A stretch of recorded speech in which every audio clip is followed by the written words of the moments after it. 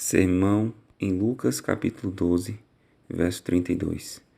Reverendo James Renwick, pregado em 27 de janeiro de 1688. Não temas, ó pequenino rebanho, porque aprazível a vosso Pai dar-vos o reino. Lucas capítulo 12, verso 32. Nosso abençoado Senhor Jesus, sabendo que seus discípulos e seguidores iriam encontrar muitos desânimos em seu caminho para o céu, trabalha para confortá-los, a fim de que não desmaiem no caminho, proibindo-os de temer, conforme as palavras lidas anteriormente. Para explicar um pouco as palavras, irei mostrar. Primeiro, como a palavra temor nas Escrituras tem diversas acepções. Segundo, mostrar-lhes vários tipos de temor. Terceiro, levantar algumas doutrinas das palavras e aplicá-las um pouco.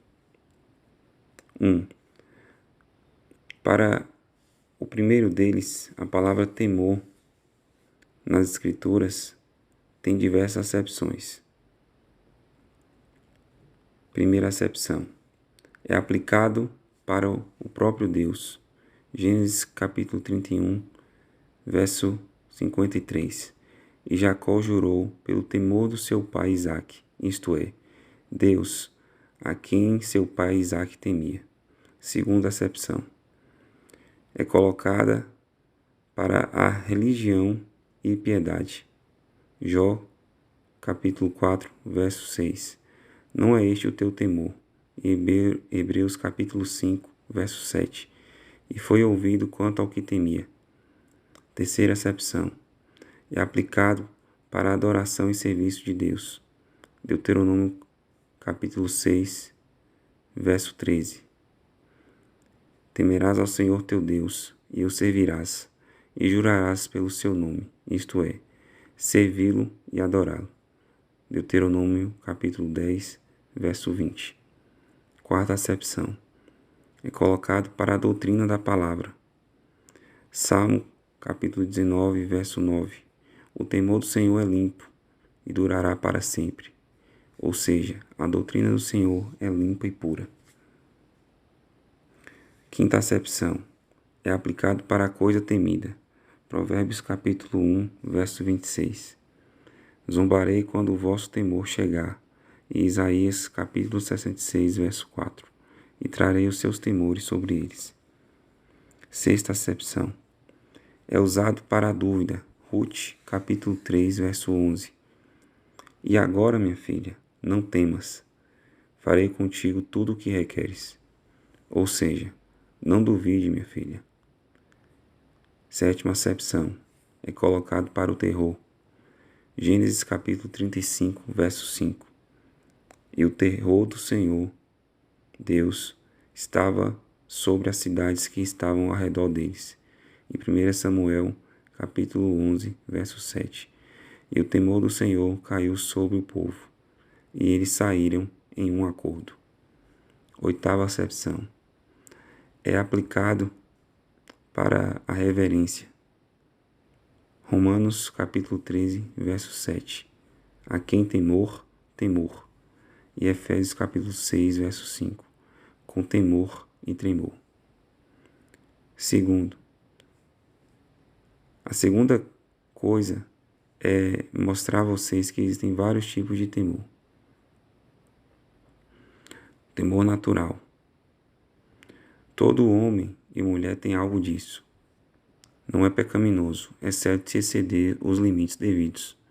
Pensa-se que nosso Salvador, Cristo, teve um pouco desse temor, quando suou grandes gotas de sangue no jardim, e não era de admirar-se, pois ele tinha um peso onipotente sobre ele, até mesmo os pecados de todos os eleitos, que teriam reduzido a nada milhões de mundos de anjos e homens.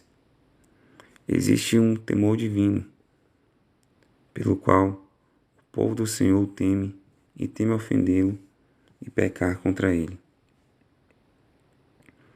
Há um temor servil, isto é, quando o homem ou qualquer outra criatura é muito temido.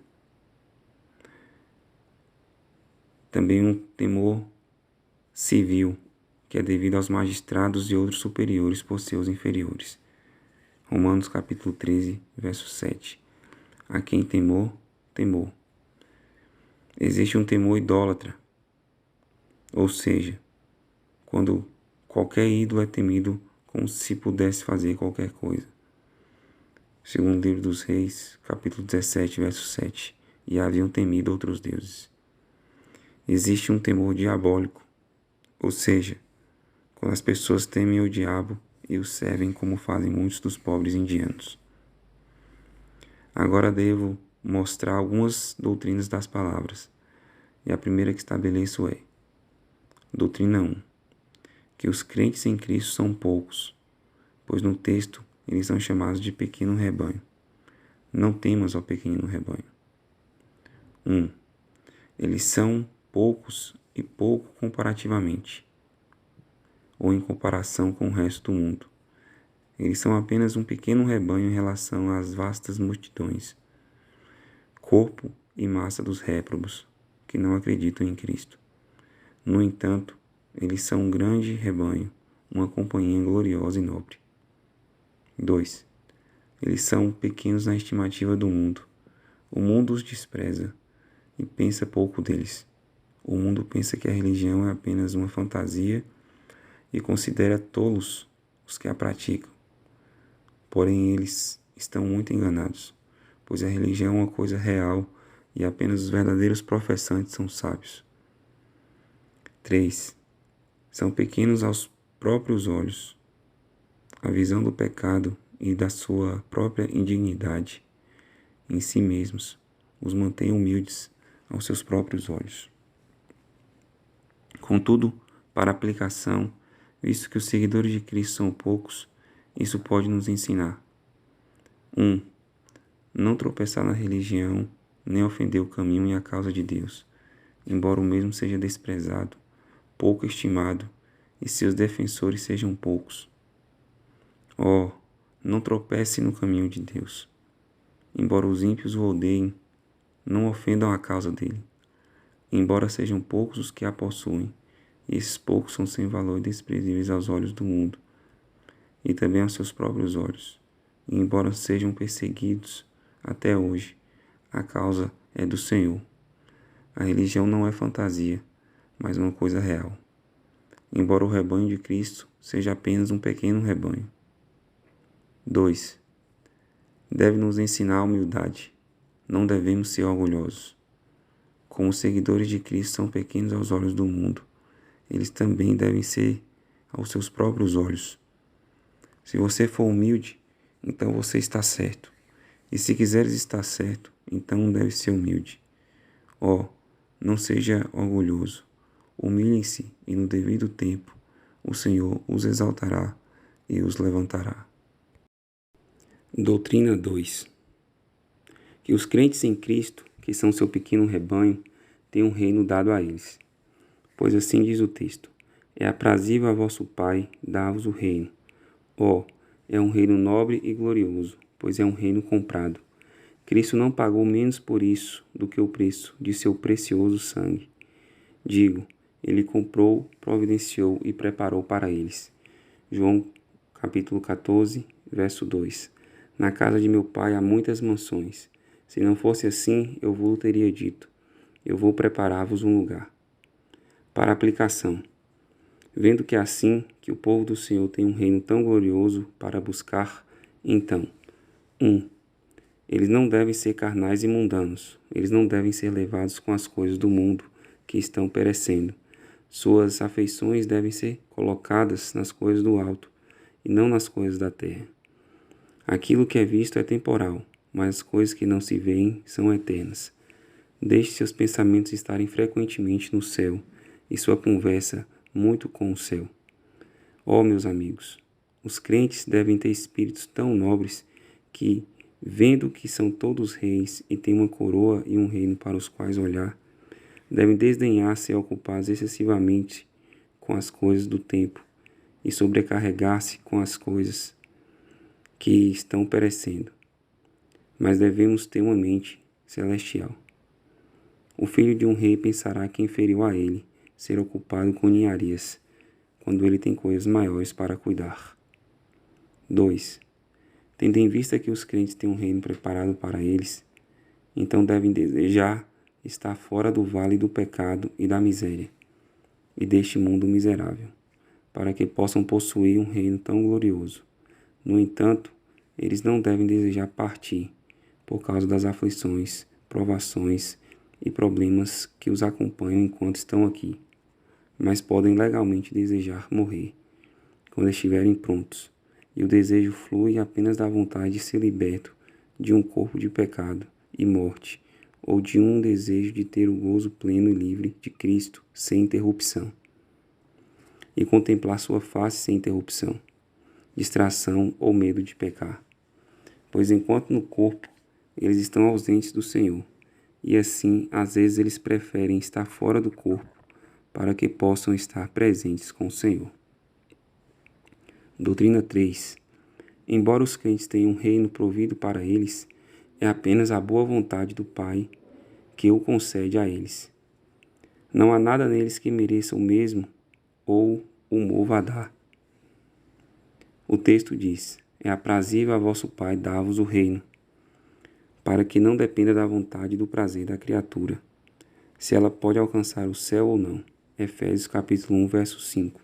E nos predestinou para filhos de adoção por Jesus Cristo, para si mesmo, segundo a complacência da sua vontade. Agora, na aplicação, isso pode reprovar. 1. Papistas e arminianos. Ele reprova os papistas que buscam a justificação pelas obras e pensam em merecer o céu por suas próprias boas obras. Tais necessitam se lembrar de que é apenas do bom prazer do Pai que alguém obtém o reino. Assim, apenas a graça gratuita deve ser exaltada e a natureza orgulhosa deve ser rebaixada.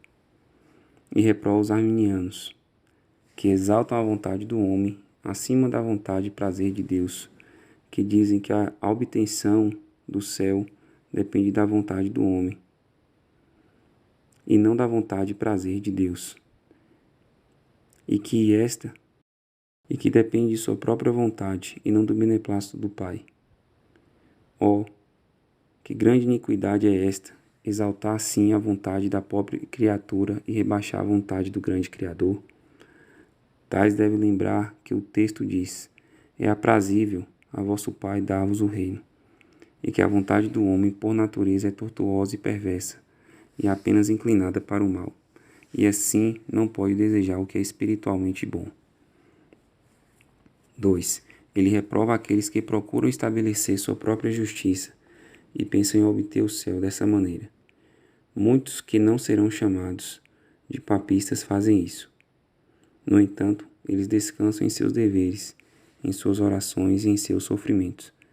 Procuram ter o reino desta maneira, mas este não é o caminho. Lembre-se de que é aprazível a vosso Pai dar-vos o reino. Abandone a sua própria justiça, neguem a si mesmos, venha a Cristo e descanse somente nele e somente para a salvação. Deixe-o ter toda a glória.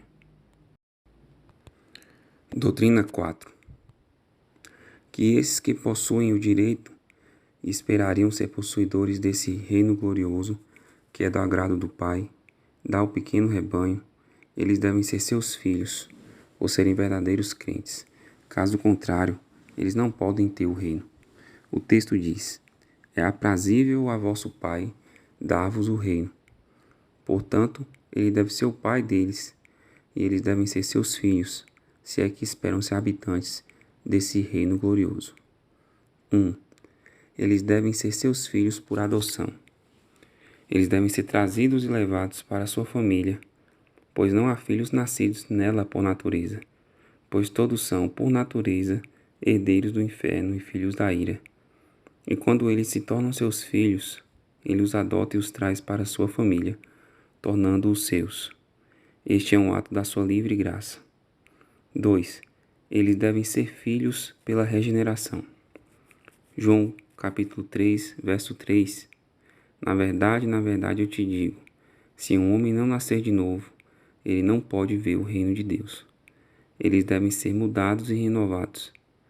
Todas as faculdades da alma devem ser mudadas e renovadas quanto às suas qualificações, e os membros do corpo quanto ao seu uso.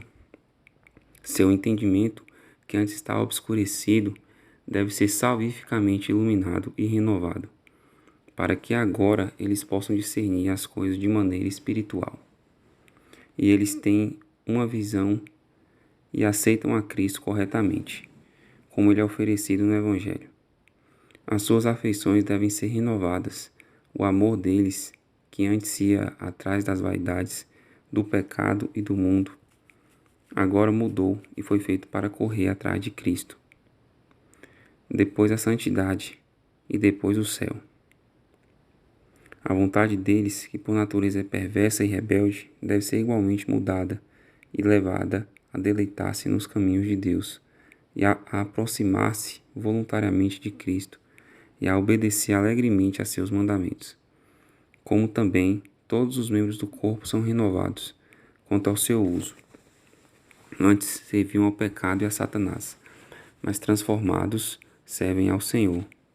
Eles desejam ser para Ele e viver para a sua glória.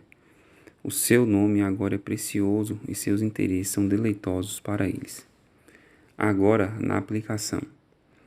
Meus amigos, que seja seu empenho estar no número de seus filhos. Trabalhe para que um de seus filhos. Trabalhe para ser um de seus filhos, tanto por adoção quanto por regeneração. Pois assim suas bênçãos serão grandes e seus privilégios muitos. Como? 1. Se sois filhos de Deus, obtereis proteção de vosso Pai. Isso não é um grande privilégio? Tereis proteção contra todo o mal, tanto do pecado quanto da miséria. 2. Tereis o privilégio da provisão dele. Ele proverá tanto para a alma como para o corpo. Nada de bom vos faltará. 3. Se sois seus filhos, recebereis dele a correção paternal. Ele vos castigará por vossas faltas, para vosso bem, a fim de que não permita que continueis em pecado, o que é um grande privilégio. 4. Você terá o privilégio de ter suas orações ouvidas. 5. Se sois filhos de Deus, tereis o privilégio de um direito e título do reino dos céus. Que grande privilégio é esse! Aqui pode ser perguntado: quais são as marcas dos filhos de Deus? Ou como alguém saberá se é um filho de Deus ou não? Resposta: pode haver muitas marcas disso nas Escrituras, mas eu só darei a você essas poucas no momento. 1. Aqueles que são os filhos de Deus terão como seu objetivo e esforço render a obediência universal a todos os mandamentos de seu Pai, não hesitando, porque desagradável à sua natureza, ou obedecer a alguns e desprezar o resto. Contudo, como é seu desejo lamentar, odiar e abandonar todo o pecado, assim será seu esforço obedecer a todos os mandamentos do Senhor. O salmista diz no Salmo 66, verso 18: Se eu considerar a iniquidade no meu coração, o Senhor não me ouvirá. Isso diz que ele não considerou a iniquidade em seu coração, mas era um filho obediente, que obedecia a todos os mandamentos de seu pai. 2. Aqueles que são os filhos de Deus honrarão seu pai. Eles o reverenciarão grandemente e temerão diante dele. Será seu grande desejo glorificá-lo e exaltá-lo. Malaquias capítulo 1, verso 6. O filho honra seu pai, e o servo o seu mestre. Se então eu sou um pai, onde está a minha honra? 3. Aqueles que são os filhos de Deus terão uma alta estima por seu irmão mais velho, Cristo. Ele será amável aos olhos deles e totalmente desejável para suas almas, de acordo com essa palavra. Primeira Epístola de Pedro, capítulo 2, verso 7. E assim para vós, pois, os que credes, ele é precioso. 4. Eles valorizam muito o estado da reconciliação com Deus. Eles consideram este estado de seus filhos como uma das únicas condições abençoadas e mais felizes. Como diz o salmista no Salmo 32, verso 1 e 2. Abençoado é aquele cuja transgressão é perdoada, cujo pecado é coberto. Abençoado é o homem a quem o Senhor não imputa a iniquidade e em cujo espírito não há malícia. 5. Aqueles que são filhos de Deus sujeitam seu espírito a seu Pai, esforçando-se para estar com Ele e à sua disposição, colocando um espaço em branco na mão, concordando alegremente com o que Ele grava para ser o destino deles. E com paciência e submissão para abraçá-lo, embora seja duro para a carne e os ossos, sem murmurar sobre sua maneira de lidar com eles, ou seus corações se levantando contra sua soberania, nem brigando com seu modo de proceder com eles. Doutrina 5. Para que aqueles que são crentes em Cristo, seu pequeno rebanho, não sejam possuídos por um temor servil. Não temas, ó pequenino rebanho. Há algumas coisas pelas quais o povo do Senhor prontamente tem temido, mas para as quais ele não tem base, como 1. Eles temem a perda das coisas do mundo. Mas isso eles não devem temer. Salmo 34, verso 10. Os leõezinhos carecem e sofrem de fome, mas aqueles que buscam o Senhor não terão falta de nenhuma coisa boa. Não deixe o medo da perda do mundo fazê-lo temer, pois aos que temem ao Senhor, bem nenhum lhes faltará. 2. Eles temem as revoluções e reviravoltas que acontecem no mundo. Já vimos algumas delas. Entretanto, podemos esperar mais e maiores revoluções do que vimos ou ouvimos. Dias tristes que podemos temer estão chegando, mas ainda assim, aqui não há motivo para os crentes em Cristo serem possuídos por um temor servil. Pois ainda que a terra seja removida e as montanhas sejam lançadas no meio do mar, contudo, eles não devem temer, pois Deus é o seu refúgio, um socorro presente na hora da angústia. Salmo 46, verso 1 e 2. Eles podem se sentar como Noé no meio do dilúvio e estarem seguros, porque estão na arca, onde não há medo de se afogar. 3. Eles frequentemente temem o homem e isso traz uma armadilha. Infelizmente isso aconteceu neste dia. Muitos de vocês, pelo temor servil do homem, concordaram com os inimigos, de modo a ouvir os párocos, pagar aos inimigos imposições perversas e jurar e subscrever juramentos e obrigações pecaminosas. Lamentem por essas coisas e voltem-se para o Senhor. Não deixe que esse temor servil do homem possua seus corações. Não tema o homem. Não tema aquele que pode matar o corpo. Antes temei aquele que pode fazer perecer no inferno tanto a alma como o corpo. 4. Eles temem a morte. Isso é um terror para eles, mas isso eles não devem temer, pois, se eles olhassem corretamente para isso, eles o receberiam quando chegasse, como um mensageiro desejável, pois é uma carruagem para carregá-los deste mundo miserável para o reino de seu Pai, onde eles devem desfrutar de seu amado, plena e livremente. Eles deveriam inverter as palavras de Acabe. Você me encontrou, ó meu inimigo. E diga à morte, você me encontrou, ó meu amigo. Existem várias desvantagens que o verdadeiro crente tem quando esse temor servil predomina. 1. É uma coisa atormentadora, pois onde esse temor é grande, sempre há tormento.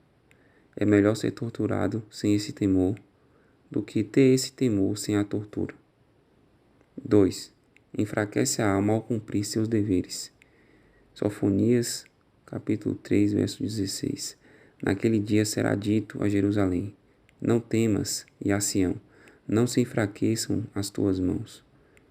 No que podemos ver que esse temor servil e a negligência nos deveres andam juntos, quando o Senhor promete que deve ser dito ao seu povo: não temas. Então deve ser dito a eles: não deixe suas mãos relaxarem. 3. Onde esse temor predomina é uma evidência de pouca graça. Não direi que não há, mas onde está esse temor, a pessoa pode ter graça, mas é evidente que, naquele momento, não é muito forte e viva. Mateus capítulo 8, verso 26. E ele lhes disse: por que temeis, ó gente de pouca fé? Esses em quem esse temor até agora predomina, a ponto de fazê-los cair de uma profissão geral do Senhor e cair totalmente e finalmente longe dele, é uma marca que eles nunca tiveram graça. Contudo, em quem ele predomina por um tempo, através de um violento ataque de tentação, de modo a fazê-los cair em alguns pecados, se eles se arrependerem, evidencia que a graça neles é fraca. Em seguida, mostrarei algumas ajudas para ajudá-lo a se proteger contra esse temor. 1. Trabalhe para ser cada vez mais negar as coisas do mundo. Liberte suas afeições das coisas dele. Que seja seu esforço ser como a mulher que é nobremente retratada, sendo vestida com o sol e a lua debaixo de seus pés. Apocalipse, capítulo 12, verso 1. Ó, trabalhe para ser revestido da justiça de Cristo e colocar a lua e o mundo vão imutável sob seus pés. Ó, não tema a perda das ninharias do mundo ou seu suporte nele. 2. Trabalhe para obter fé e mantê-la em exercício. Isso ajudará a se proteger contra esse temor servil, pois isso o ajudará a ler corretamente as dispensações, embora zangadas e raivosas. Permitirá que você veja o interior da nuvem como branco, embora o exterior seja preto. Isso provará ser uma estadia para você em todas as suas tribulações. Ó, portanto, pegue-a e mantenha-a viva e em exercício. 3.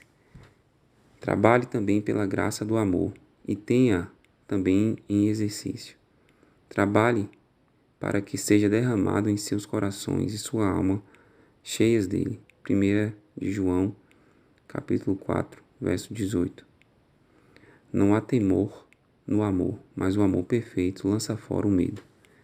Agora, meus amigos, guardem-se contra esse temor servil, que não tenha a posse de seus corações, e para pressioná-los a considerar isso.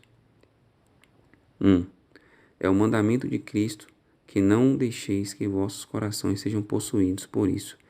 Não temas, ó pequenino rebanho, e que isso tenha peso com você, para se guardar. 2. Deixe que as desvantagens que estão nele façam você se proteger contra isso. É uma coisa atormentadora e enfraquece suas mãos no dever.